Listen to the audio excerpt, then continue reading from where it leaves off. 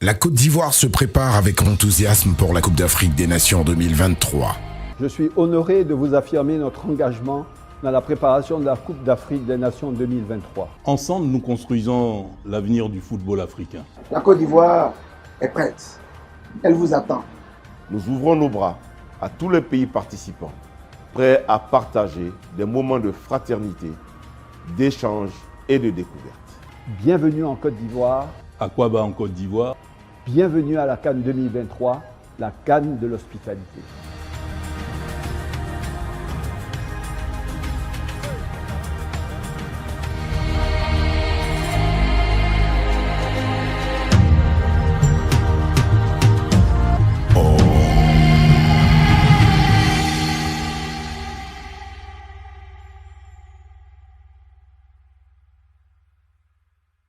Mesdames, Messieurs, bonjour et bienvenue à ce troisième numéro d'Abidjan Sport. Je suis très heureux de vous retrouver en ce samedi 26 août 2023 pour une nouvelle session d'information et de décryptage de l'actualité sportive d'ici et d'ailleurs. Et parlant de l'actualité, eh bien, elle sera marquée ce week-end par les préliminaires de la Ligue des Champions et de la Coupe de la Confédération.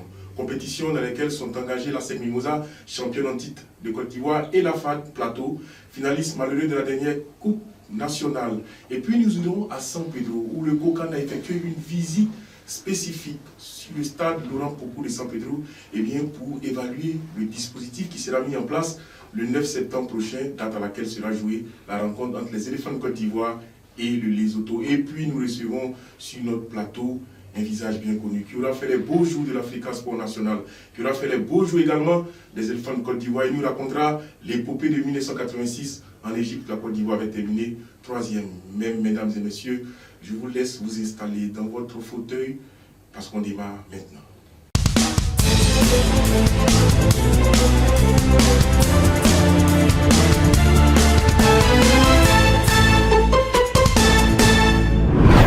Vous êtes de plus en plus nombreux à nous suivre sur la page Facebook d'Abidjan Sport et sur la chaîne UGF TV.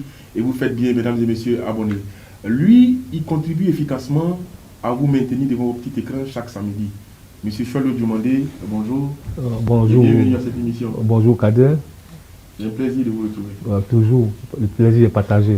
Et puis, comme je vous disais d'entrée, on a un invité très spécial qui aura contribué, lui également efficacement, à faire rayonner le drapeau ivoirien en compétition internationale, Monsieur Lago Patrice Grobo. Bonjour et bienvenue. Bonjour, merci.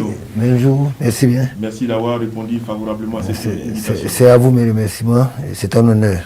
Et puis Choualio, nous revenons à vous pour nous consacrer à la minute qui vous est dédiée. Et vous avez décidé de porter un regard sur les performances des clubs ivoiriens engagés en Ligue des Champions et en Coupe de la Confédération. C'est juste après ceci. Le football ivoirien joue gros ce week-end à Yamoussoukro. La FAD et la SEC Mimosa sont engagés en compétition africaine. Tout préliminaire de la Ligue des Champions, match retour, la SEC Mimosa, après le nul 0-0 contre le Coton Football Club de Cotonou, joue gros ce week-end à Yamoussoukro. Tout comme la FAD, qui va en découdre avec l'Ascara du Togo, une équipe coachée par un Ivoirien, Amani Yao, Lambert César. Match aller 0-0 entre les deux formations, match retour importantissime ce samedi à Yamoussoukro. Donc là, quand tu regardes bien, nos deux équipes engagées en compétition africaine ont enregistré 2 nuls blancs. Des scores piégeux, des scores trompeurs. Il faut faire très attention, surtout, rester concentré et essayer de passer ce cap-là. Franchement, une élimination de la SEC, nous touchons du bois, ou de la FAD, nous touchons du bois, serait catastrophique pour le football ivoirien qui doit retrouver ses lettres de noblesse. Donc, week-end extrêmement important pour le football, tous à Yamoussoukro pour soutenir la FAD et la SEC Mimosa. Vous avez dit Choualio, week-end très important pour le football ivoirien avec nos deux représentants engagés en Ligue des Champions et en Coupe de la Confédération. Je me tourne vers vous, Lago Patrice Grobo, vous, l'ancien footballeur, ancien défenseur international, ancien défenseur de l'Africa Sport National. Quand on revient d'une expédition comme celle de la SEC et celle de la FAD avec un 0-0, est-ce qu'on doit s'estimer heureux ou plutôt rester dans la crainte, dans la prudence j'ai envie de dire. C'est plutôt dans la prudence qu'on doit rester parce que c'est un résultat qui ne garantit pas, qui ne met pas à l'abri. Parce que déjà, il n'est pas mauvais comme résultat parce qu'on n'a pas perdu, mais il était souhaitable d'avoir un nul où il y a but. Donc ce qui peut se transposer chez nous ici, mais je pense que, comme l'a dit Soilou tout à l'heure, il faut être prudent parce qu'il faut attaquer sans encaisser. Donc il faut être prudent et puis jouer avec beaucoup d'expérience. C'est toute la difficulté de cette mission qui attend non seulement la SEC Mimosas en Ligue des Champions et la FAD Plateau en Coupe de la Confédération. Justement, parlons de cette équipe de la FAD. C'est vrai qu'elle n'a pas laissé, on va dire, la confiance à laquelle on pouvait s'attendre avant d'aller à l'abordage d'une telle compétition. Est-ce que vous pensez que cette équipe-là peut relever la tête, être capable de jouer tous les pronostics dans cette compétition de la Coupe de la Confédération? Non, la chance qu'elle a, c'est qu'elle reçoit le match retour à domicile, et à Yamoussoukro.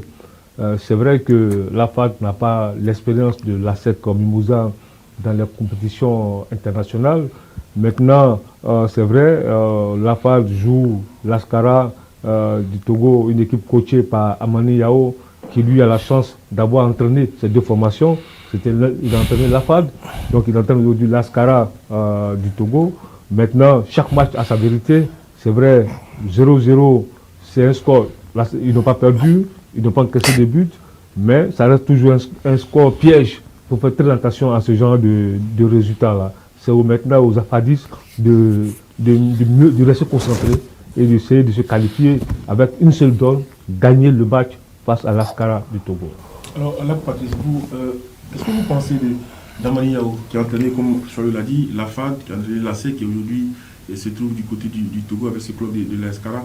Est-ce que c'est on va dire, c'est en défaveur de cette équipe de la FAD que d'avoir un Ivoirien à la tête de cette équipe-là qui peut-être connaît bien le football, qui va certainement s'en servir pour essayer de faire déjouer les plans de la FAD? Qu'est-ce que vous en pensez? Oui, sûrement, Amani, l'expérience qu'il a vécue à la FAD peut lui servir. C'est juste. Mais je pense que sa présence là-bas aussi peut motiver les joueurs de la FAD à lui montrer qu'ils ne pourra pas passer. Donc, je pense que sa position est compliquée. C'est compliqué sur les deux côtés. Mais moi, je pense que ça doit... les joueurs de la FAD doivent avoir la présence de Amani comme une source de motivation. En tant que joueur à l'Africa Sport National, vous avez été confronté à une telle situation. Vous devez impérativement gagner à domicile. Oui, mais à tous les matchs, vous savez, il y a un état d'esprit. À tous les matchs, quand on joue chez soi, on doit gagner. Surtout quand il faut se qualifier, on doit gagner à tous les coups. Alors, Choyou, avez-vous la SEC Mimosas qui rentre en liste demain? La FAD, je rappelle, joue tout à l'heure au stade de Yamoussoukro, au stade Charles Gondabani de Yamoussoukro. La SEC, c'est demain dimanche. La SEC, on l'a dit, qui a vu pas mal de ses cadres partir sous doute. Est-ce que c'est évident pour la SEC cette saison en Ligue des Champions? Non, la SEC n'a pas le choix. La SEC a obligé. L'objectif de la SEC, c'est d'atteindre les playoffs de la Ligue des Champions. Là, le président de la SEC, M. Roger Wonien, l'a déclaré récemment à l'Assemblée générale à la Bourse du travail de Treichville. L'objectif de la SEC reste les playoffs de la Ligue des Champions. C'est vrai qu'ils ont été accrochés par le Coton Football Club de Cotonou, une équipe qu'ils avaient battue l'année dernière à ce même stade de la compétition, à Cotonou 2-1 et puis 2-0 à Yamoussoukro. Maintenant, c'est une nouvelle saison. Chaque match a sa vérité. La SEC n'a pas le choix. La SEC doit impérativement se qualifier. Tout de suite, nous allons partir pour le reportage où je disais nos équipes se sont rendues à San Pedro pour suivre, n'est-ce pas, cette visite du Kokani. C'est juste après le dîner.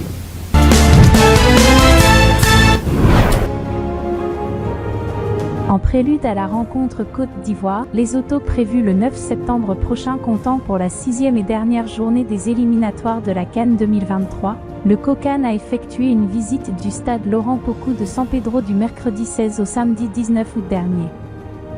Objectif de cette visite, évaluer le dispositif qui sera mis en place avant, pendant et après ce match. lequel dispositif se veut également un test grandeur nature avant la CAN. Le moins qu'on puisse dire, c'est que le stade Laurent Pokou de San Pedro est prêt à accueillir les éléphants de Côte d'Ivoire. Avec une capacité de 20 000 places, ce joyau situé dans le village de Poro pourra accueillir plus de 400 journalistes. Un stade dont l'une des particularités est sa proximité avec l'océan Atlantique.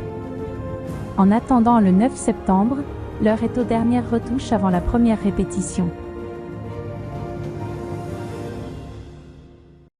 On voit que le stade de Laurent Pokou de San Pedro est fait prêt. Les dernières couches de peinture, comme on l'a vu sur les images là, c'est le signe que la CAN se rapproche avec ce match face aux Lesotho. Encore un autre stade qui va être expérimenté après celui de Yamoussoukro, celui de Bouaké, celui de San Pedro avec le stade de Laurent Pokou. On connaît San Pedro, c'est une ville de football. Et puis les éléphants pour la première fois vont jouer à San Pedro, c'est un grand moment historique. Et puis le fait de faire tourner le match des éléphants, ils ont joué à Yamoussoukro, ils ont joué à Bouaké, ils vont jouer à San Pedro, c'est une très bonne chose aussi pour une promotion pour l'équipe nationale, pour rapprocher cette équipe-là de la population. Et puis c'est un test grandeur nature pour le COCAN. Parce que là, San Pedro va abriter une des poules de cette Coupe d'Afrique des Nations. Et puis un tel match est vraiment important dans une telle ville. C'est particulier pour un joueur de découvrir un nouveau stade, surtout à domicile, surtout à l'approche, n'est-ce pas, d'un grand événement comme la CAN. Ouais, bien sûr que oui, parce que quand on est athlète et qu'on sort de sa zone, on est bien sûr qu'on est au pays, mais quand on sort de là pour aller à l'intérieur, il y a d'abord l'engouement, c'est donner du plaisir à ces...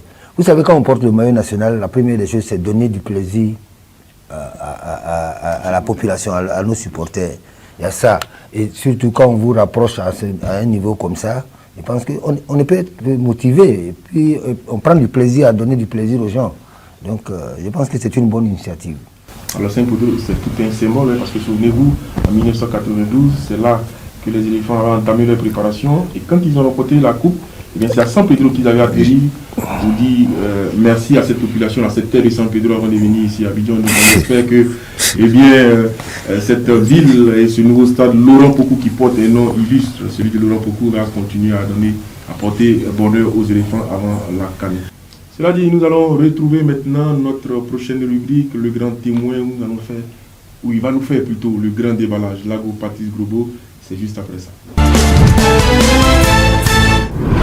Avec Lago Patrice Globo, nous allons replonger dans les souvenirs de la CAN 1986, et c'était en Égypte, la 15e édition de la Coupe d'Afrique des Nations, à l'issue de laquelle les éléphants avaient fini 3e, après avoir bataillé durement avec un match face au Maroc, on s'en souvient. Mais Lago Patrice, vous qui êtes témoin privilégié de ces moments-là, déjà, dites-nous tout, comment vous avez préparé cette compétition en Égypte?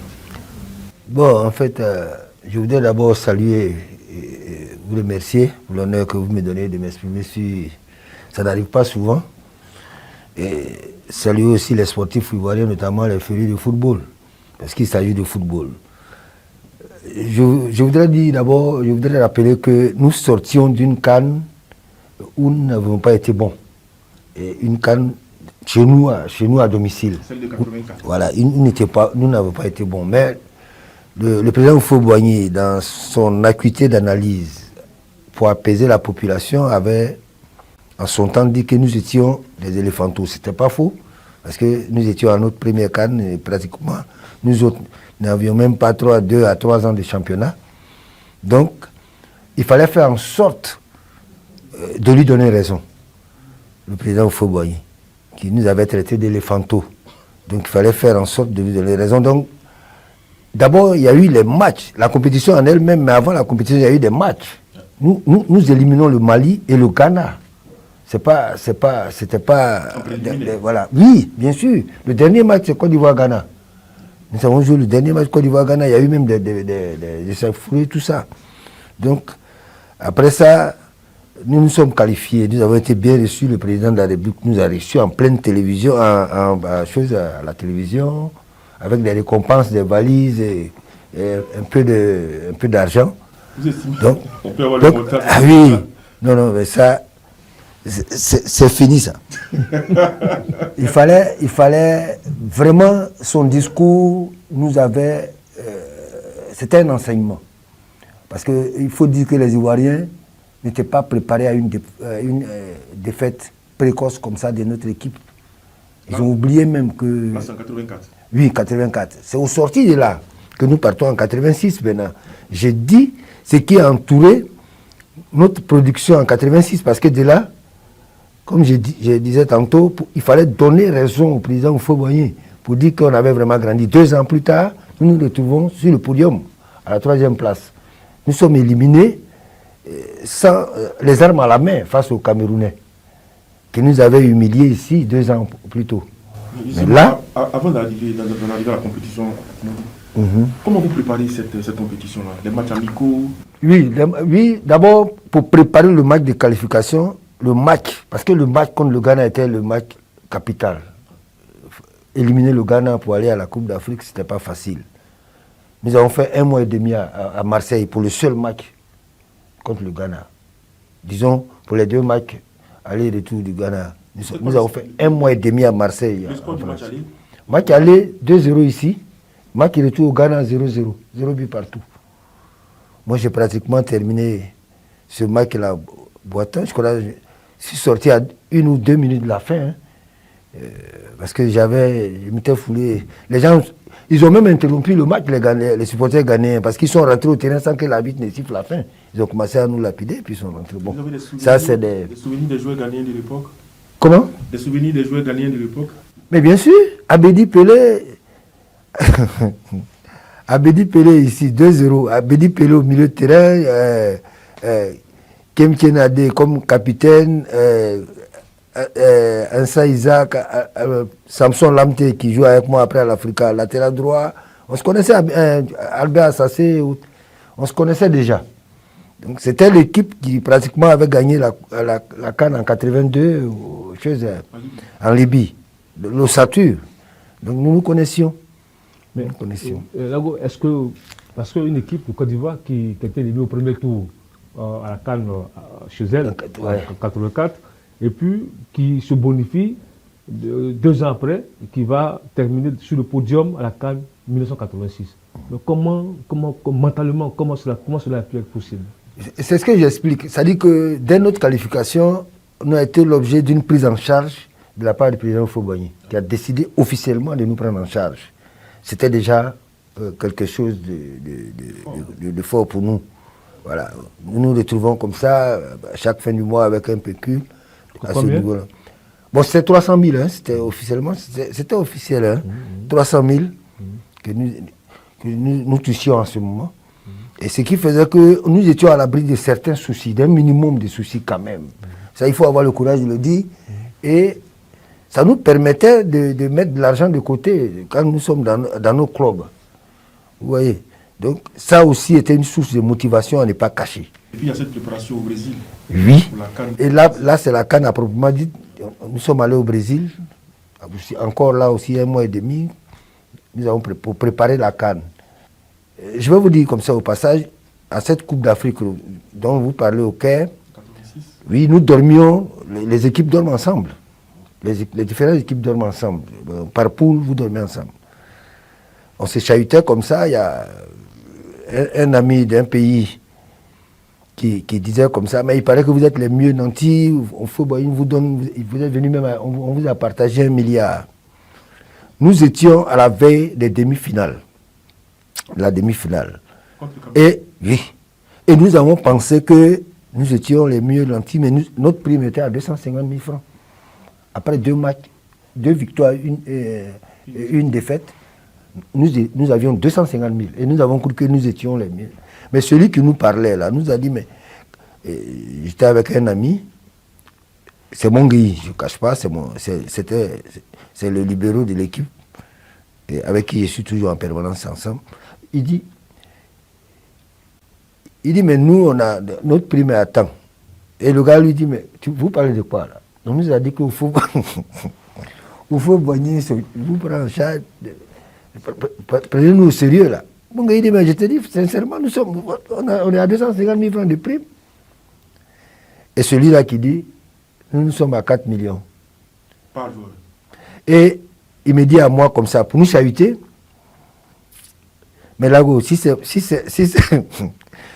pour un truc comme ça, ben, laisse-moi, moi je te donne peut-être la moitié même de mes 4 millions et puis tu me laisses marquer, bon, pour jouer, histoire de jouer. Mais sincèrement, je n'ai pas pris ça pour un jeu. Je lui ai dit, il s'agit de mon pays.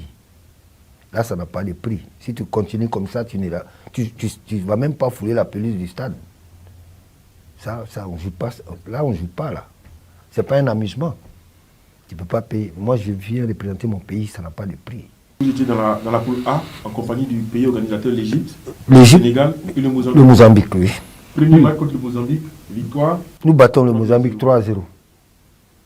Et après, nous jouons contre l'Égypte. L'atmosphère. Mais nous perdons 2-0, mais toujours confiants que nous n'allions pas. Et puis, il était difficile. Nous avons fait près de 2-3 ans sans encaisser plus de 2 buts. Et c'est la première fois que nous prenions 2 buts. Ça ne nous a pas trop ébranlé, mais on était convaincus que le Sénégal face au Sénégal, ça allait marcher. C'était la finale de cette poule-là face au Sénégal. Parce que le Sénégal sortait de 2 victoires d'affilée.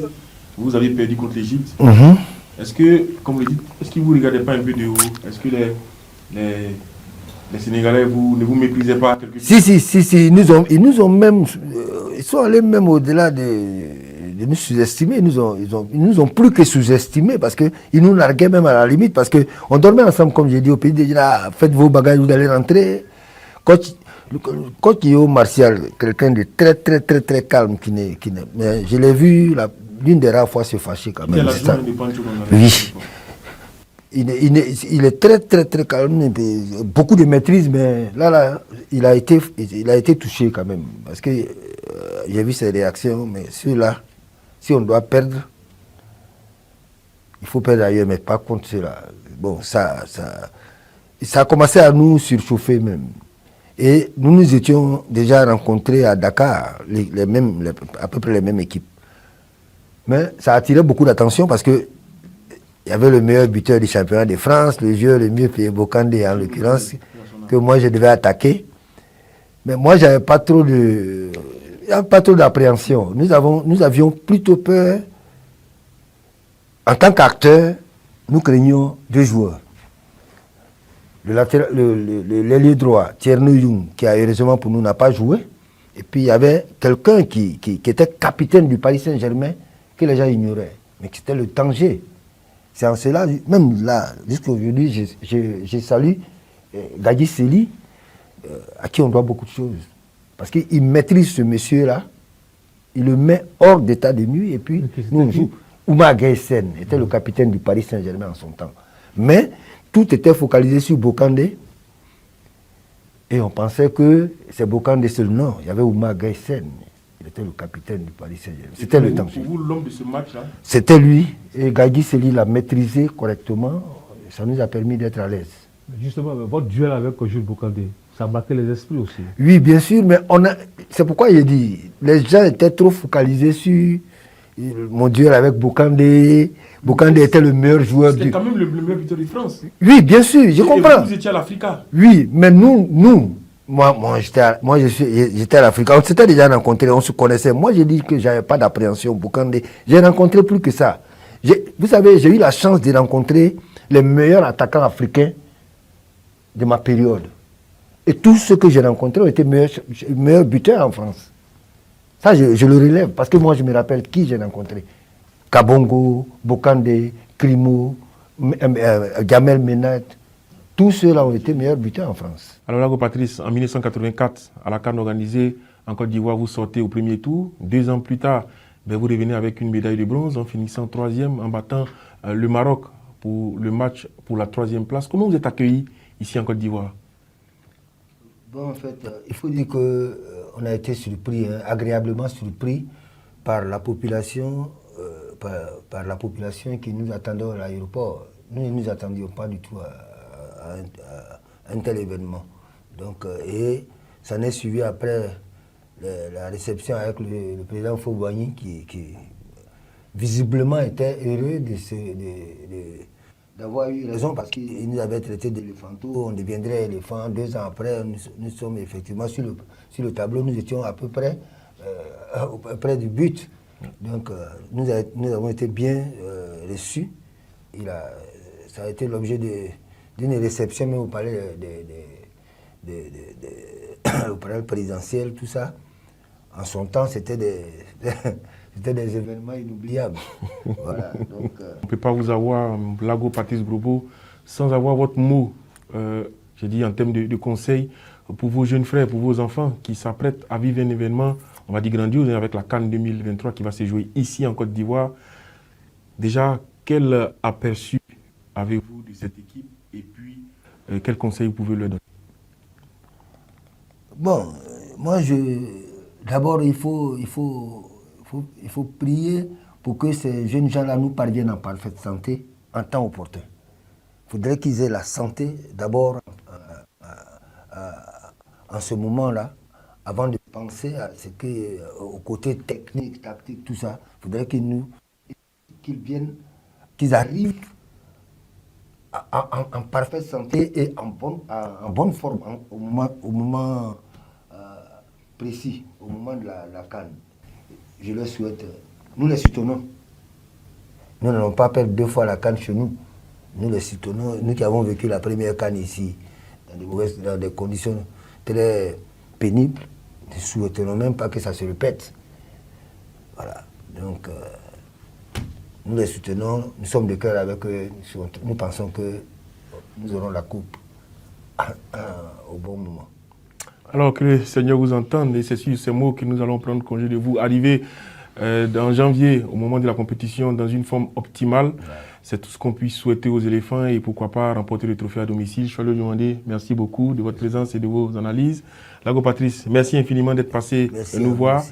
Chers abonnés, nous vous donnons rendez-vous samedi prochain pour un autre numéro d'Abidjan Sport. D'ici là, portez-vous bien.